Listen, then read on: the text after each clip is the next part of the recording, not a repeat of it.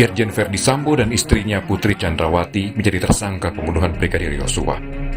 Di saat keduanya menjadi tersangka, ada yang perlu mendapat perhatian, yakni anak-anak mereka. Akademisi Universitas Brawijaya Malang mendorong Polri untuk memberikan perlindungan kepada anak Verdi Sambo. Meski kedua orang tuanya menjadi tersangka, namun anak Verdi Sambo dan Putri Chandrawati bukan bagian kasus pembunuhan Yosua, hingga perlu mendapat perlindungan dan mencegah dari tindakan perundungan.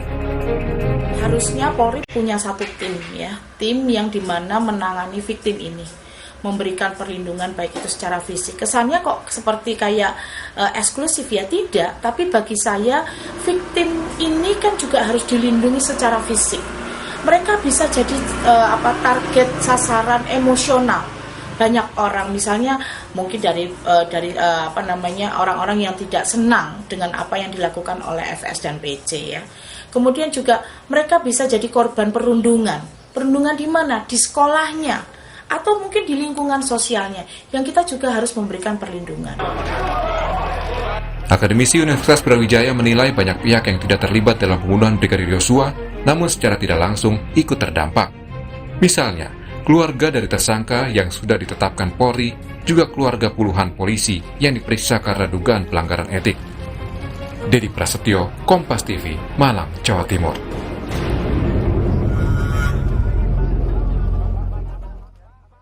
Saudara, setelah orang tuanya jadi tersangka, bagaimana nasib anak-anak Irjen Verdi Sambo dan seperti apa kemudian perlindungan terhadap mereka? Kita bahas petang hari ini, saudara, bersama dengan Ketua KPAI Susanto dan juga kita bersama dengan pengacara dari keluarga Brigadir Yosua, yakni Kamarudin Simanjuntak, dan kami juga berupaya untuk bisa bergabung dengan keluarga dari Brigadir Yosua, yakni Rohani Simanjuntak. Nanti ia akan lebih banyak kita gali soal seperti apa sosok keluarga Irjen Verdi Sambo di mata keluarga.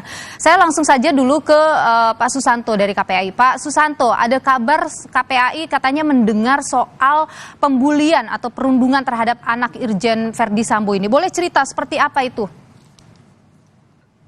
Ya, memang kami mendapatkan informasi ya, bahkan pada saat tim kami mewakili KPAI hadir di Polda Metro Jaya, itu kan sebenarnya saat itu satu hal yang juga jadi bahan diskusi adalah memastikan perlindungan terhadap anak, karena anak dalam konteks ini sebagaimana dimandatkan oleh negara melalui Undang-Undang 35 2014, dalam kondisi apapun, siapapun orang tuanya, ya itu memang harus dipastikan perlindungannya. Bahkan di pasal 59 regulasi kita juga tegas mengatakan bahwa anak korban stigmatisasi karena kondisi orang tuanya itu memang berhak mendapatkan perlindungan khusus. Oke. Nah, perlindungan khusus seperti apa? Satu, bentuknya adalah konseling, yang kedua rehabilitasi sosial, dan yang ketiga adalah pendampingan. Itu mandat negara. Jadi konteksnya sebenarnya bukan hanya karena ini anaknya Pak Verdi Sambo, tetapi ini adalah konteksnya semua anak Indonesia. Secara umum begitu Pak Susanto? Secara umum ya. Misalnya ada anak dari terduga pelaku teroris ya, kemudian terdampak anaknya ya, misalnya terstigmatisasi, anaknya juga terkena bully, itu juga harus dipastikan perlindungannya. Jadi ini sebenarnya adalah untuk semua anak Indonesia. Oke, baik, semua anak memang harus mendapat perlindungan. Saya ke Pak Kamarudin dulu. Pak Kamarudin, Anda sendiri kalau kita bicara soal anak-anak dari Brigadir Yosua, pembicaraan Anda dengan pihak, maksud kami anak-anak dari Irjen Verdi Sambo, bagaimana Anda melihat konteksnya sekarang? Jadi benar, pada tanggal 16 Agustus 2022 pukul 11, saya... Pak Kamarudin? Baik. Kepada Dirtipidum dan Dirtipideksus, saya minta jangan alasan anak menjadi hukum kita tidak tegas. Oke.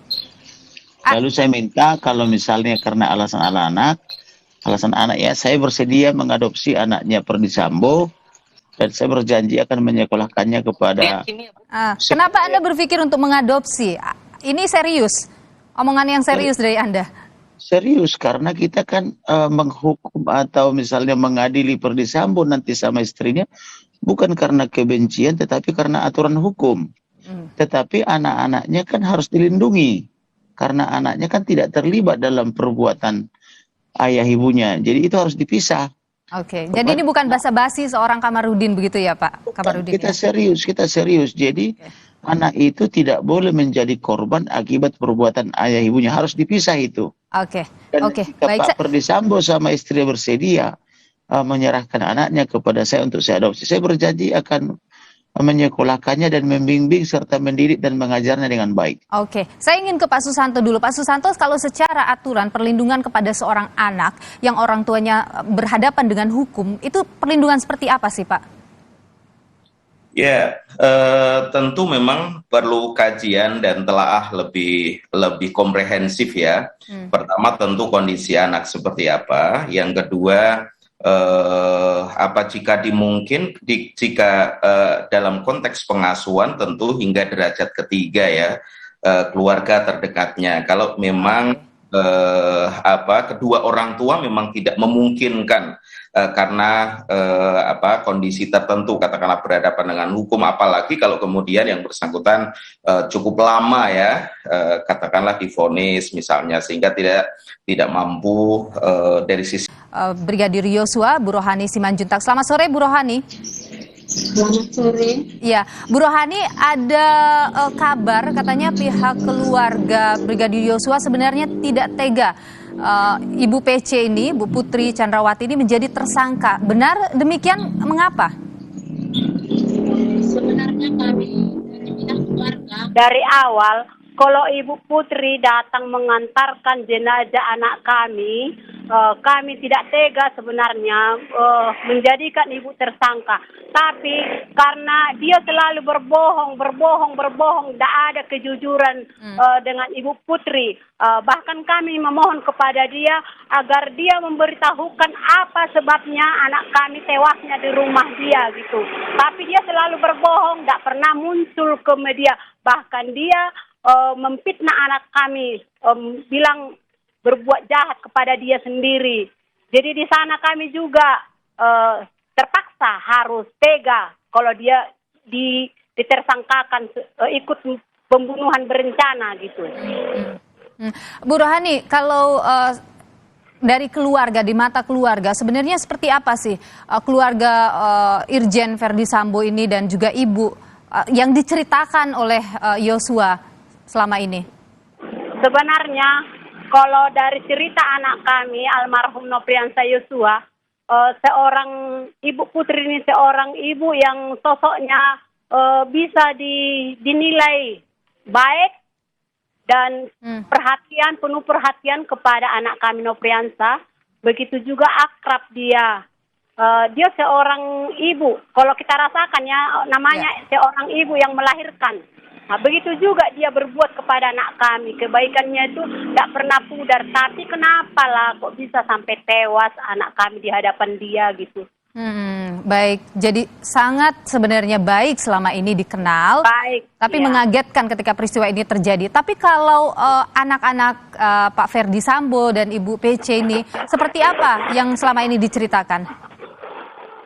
Anak-anak dari Ibu Ferdy Sambo sebenarnya baik, akrab mereka. Bahkan cerita kami dengar anak kami Nopriansa Yosua ini ikut menggosok pakaian dia, mengantar anaknya sekolah, berbelanja, dan semuanya di dalam rumah tangga itu anak kami Nopriansa lah yang diandalkan keluarga Pak Ferdy Sambo. Sama Akrab Yosua dengan anak-anak Pak Ferdy? Akrab semua sama anak-anaknya, akrab Nopriansa beserta anak-anak Bu Putri. Sekarang kalau kita lihat proses hukumnya kan Pak Ferdy Sambo dan juga Ibu Putri ini dua-duanya sudah ditetapkan sebagai tersangka dengan pasal pembunuhan berencana. Hukumannya itu berat sekali. Kondisi anak-anak menjadi perhatian. Bagaimana keluarga melihat ini, Bu? Kalau kami seorang ibu melihat kondisi anak-anaknya sebenarnya kasihan. Tapi karena perbuatan orang tuanya jadi anaknya menderita juga. Perlindungan seperti apa menurut Ibu yang harus diberikan bagi anak-anak mereka? Kalau tentang kesana aku kurang paham.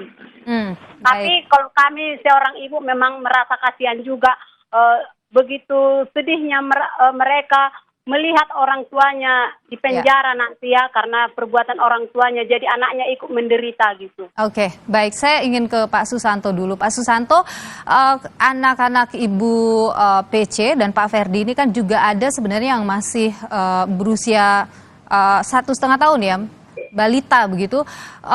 Ini kalau secara aturan bagaimana harusnya atau sebaiknya, utamanya untuk menjaga psikologisnya, bagaimana sebaiknya harus memberikan perlindungan pada anak yang masih balita ini?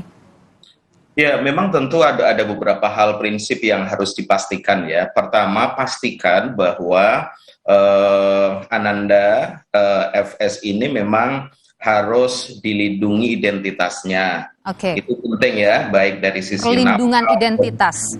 betul, nama, alamatnya, kalau katakanlah yang sudah agak besaran sekolahnya di mana ya, itu benar-benar harus juga dipastikan agar identitas anak ini memang tidak diketahui oleh publik. Yang kedua tentu exposure terhadap yang bersangkutan tentu harus diminimalisir ya. Kenapa? Karena ini semata-mata untuk menjaga yang bersangkutan agar nyaman, tumbuh kembangnya tidak terganggu. Karena dikhawatirkan bagi orang yang tidak kenal menjadi kenal gitu ya, pada saat katakanlah ketemu di tempat tertentu menjadi sorotan, bahkan juga memiliki katakanlah ada potensi kerentanan lah bagi yang bersangkutan, mungkin malu, bisa juga ada potensi ejekan atau bully dan lain sebagainya. Makanya memang kita harus secure mungkin memastikan perlindungan terhadap identitas yang bersangkutan. KPAI akan mengambil sikapkah di sini? Nah, ini memang concern kita ya. Okay. Ini concern kita. Tentu secara teknis kalau dari sisi dari sisi rehab, jika memang berdasarkan telah ahli memang dibutuhkan rehab, pendampingan dan sebagainya, tentu ada instansi lain yang memang diberikan kewenangan seperti UPTD, P2TP2 itu memang yang in charge untuk melakukan itu.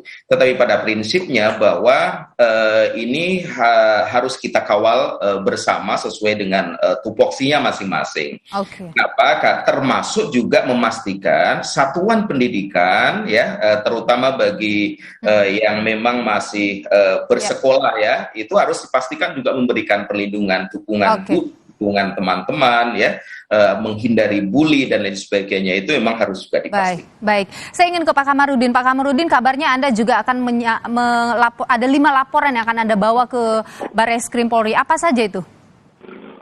Betul, laporan pertama mengenai mereka membuat laporan palsu melanggar pasal 317, 318 KUH pidana. Yang keduanya itu mereka melakukan obstruction of justice melanggar pasal 221, 223 dan provokasi jahat pasal 88.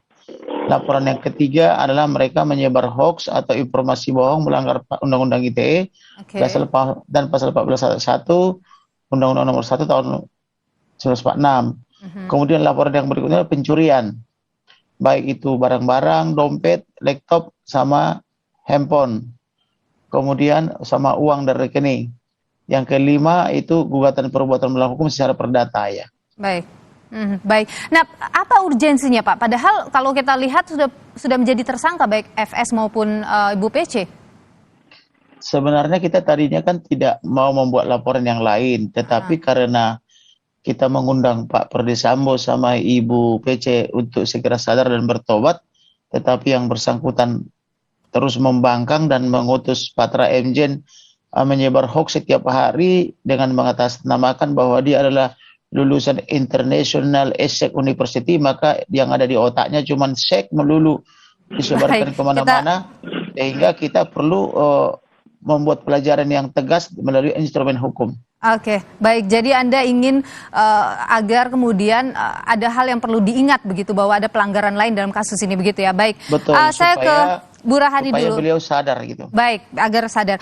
Bu Rohani, terakhir mungkin pertanyaan saya untuk Anda dan keluarga. Seperti apa harapannya terkait dengan kasus ini? Sudah ada 5 orang tersangka, termasuk juga tentu adalah bagaimana dengan perlindungan anak-anak dari Verdi Sambo? Apa yang Anda harapkan terkait hal itu? Kalau kami mengharapkan ya secepatnya kasus ini diungkap itu aja. Karena kami juga sudah bosan mendengar berita-berita ini. Oke. Kalau tentang perlindungan kepada anak itu, ya kan keluarganya kan ada. Perlindungan kepada anaknya, orang tuanya mungkin ada, neneknya. Oke. Gitu kan. Baik, kalau tadi soal yang sudah disampaikan Pak Kamarudin soal akan melaporkan ada 5 laporan baru, keluarga mengikuti itu,